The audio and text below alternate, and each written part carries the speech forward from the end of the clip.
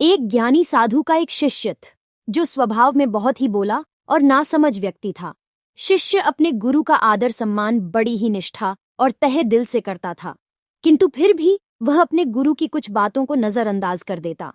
साधु उसे संसार की मोह माया और पारिवारिक रिश्तों से दूर रहकर एक साधुत्व का जीवन जीने की सलाह देते थे, जो शिष्य को कतई मंजूर नहीं था। वह परिवार से दूर नहीं रह सकता था और अपने गुरु की भक्ति भी नहीं छोड़ना चाहता था। वह गुरु भक्ति और पारिवारिक रिश्तों में कोई भेद नहीं रखना चाहता था। एक दिन वह अचानक अपने गुरु के पास आश्रम में आया और बोला, गुरुजी, मेरा रिश्ता पक्का हो गया है। गुरुजी यह बात सुनते ही शौक में डूब गए और अपने उदास मन से बोले, बेटा, तेरा रिश्ता हो गया, अब तू मेरे वार तरफ से गया। शिष्य अपने स्वभाव से थोड़ा भोला और नासमझ था। वह अपने गुरु की बात का अर्थ नहीं समझ पाया, किंतु इतना समझ चुका था कि गुरुजी मेरे रिश्ते से खुश नहीं है और वहां से चला जाता है। कुछ दिनों बाद वह दोबारा अपने गुरु के पास आता है और कहता है, मैं आपको अपनी शादी का कार्ड देने आया हूं। गुरुजी ने फिर वैसा ही जवाब दिया और बोले, बेटा, अब तू तेरे परिवार से भी गया।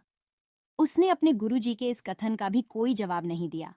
कुछ दिन बाद में वह फिर अपने गुरुजी के पास आया और बोला, गुरुजी, मेरा विवाह हो गया और पत्नी भी घर आ गई है। गुरुजी यह बात सुनते ही शौक में डूब गए और अपने उदास मन से बोले, बेटा, तेरा रिश्ता हो गया, अब तू मेरे वार तरफ से गया। शिष्य अपने स्वभाव से थोड़ा भोला और नासमझ था। वह अपने गुरु की बात का अर्थ नहीं समझ पाया, किंतु इतना समझ चुका था कि गुरुजी मेरे रिश्ते से खुश नहीं है और वहां से चला जाता है। कुछ दिनों बाद वह दोबारा अपने गुरु के पास आता है और कहता है, मैं आपको अपनी शादी का कार्ड देने आया हूं। गुरुजी ने फिर वैसा ही जवाब दिया और बोले, बेटा, अब तू तेरे परिवार से भी गया। उसने अपने गुरुजी के इस कथन का भी कोई जवाब नहीं दिया। कुछ दिन बाद में वह फिर अपने गुरुजी के पास आया और बोला, गुरुजी, मेरा विवाह हो गया और पत्नी भी घर आ गई है। गुरुजी ने तीसरी बार भी एक वैसा ही कथन बोल डाला, बेटा, अब तो तू दुनिया से गया। अपने गुरु के मुख से ऐसी 3 बातें सुनकर वह थोड़ी नाराजगी से बोला, गुरुजी, आप नहीं जानते, मेरे परिवार वाले मुझसे बहुत प्रेम करते हैं। हमेशा उन्हें मेरी फिक्र रहती है और मुझे पत्नी भी मुझसे प्रेम करने वाली मिली है। तो आप ही बताइए, मैं इन बंधनों को छोड़कर चला जाऊं। उसकी बात सुनकर गुरुजी बोले, तो क्या सच में तुझे ऐसा लगता है कि तेरे परिवार वाले और तेरी नई पत्नी तुझे इतना प्रेम करते हैं? वह बोला, जी बिल्कुल, इसमें कोई शक नहीं। गुरुजी, तो ठीक है, मैं तेरे परिवार वालों की एक परीक्षा लेना चाहता हूं, जिससे सिद्ध हो जाएगा कि वे तुझसे कितना प्रेम करते हैं। इसके लिए तुझे मेरा एक काम करना होगा। शिष्य, जी अवश्य, बोलिए क्या काम है? फिर गुरुजी ने अपने शिष्य के साथ मिलकर एक योजना बनाई, जिससे सिद्ध हो जाएगा सत्य क्या है। गुरुजी, एक काम कर, आज तू घर जा और अचानक पेट दर्द का बहाना करके जमीन पर गिर जा और जोर जोर से चिल्लाने लग जा, ताकि तेरी आवाज सुनकर वहां सभी एकत्रित हो जाएं। फिर तेरे घर वाले डायरेक्टर को बुलाएंगे।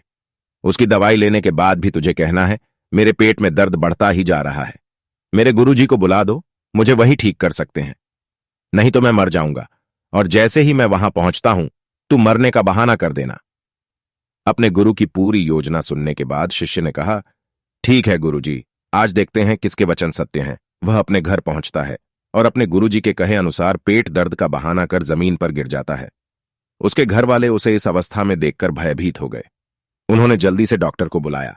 सभी काफी दुखी दिखाई दे रहे थे, जिसे देखकर शिष्य थोड़ा मन ही मन खुश हुआ, लेकिन उसे अभी योजना आगे बढ़ानी थी। वह बोला, मुझे दवाइयों से कोई फायदा नहीं हो रहा, कृपया आप जल्दी मेरे गुरुजी को बुला लाओ, केवल वही मुझे ठीक कर सकते हैं, नहीं तो मैं आज मर जाऊंगा। उसके बड़े भाई तुरंत भागकर गुरुजी को बुला लाए। जैसे ही गुरुजी ने घर के अंदर कदम रखा, उनके कहे अनुसार शिष्य बहाना कर दम तोड़ देता है। गुरुजी उसका हाथ कदम रखा, उनके कहे अनुसार शिष्य बहाना कर दम तोड़ देता है। गुरुजी उसका हाथ देखते हैं और अपना भगवा रंग के तौलिए से उसे ढक देते हैं और अपने निराश मन से कहते हैं, आप लोगों ने मुझे बुलाने में थोड़ी देर कर दी, मेरा शिष्य अब नहीं रहा। मरने की बात सुनते ही उसके घर वाले खूब जोर जोर से रोने लगे। कोई अपना माथा जमीन पर मारता है तो कोई भगवान से उल्टा सीधा बोलता है। पूरा परिवार शौक के सागर में डूब चुका था। घर वालों को ऐसे रोते देख गुरुजी बोले, रुको, रोइए मत, मैं इसे जिंदा कर सकता हूं।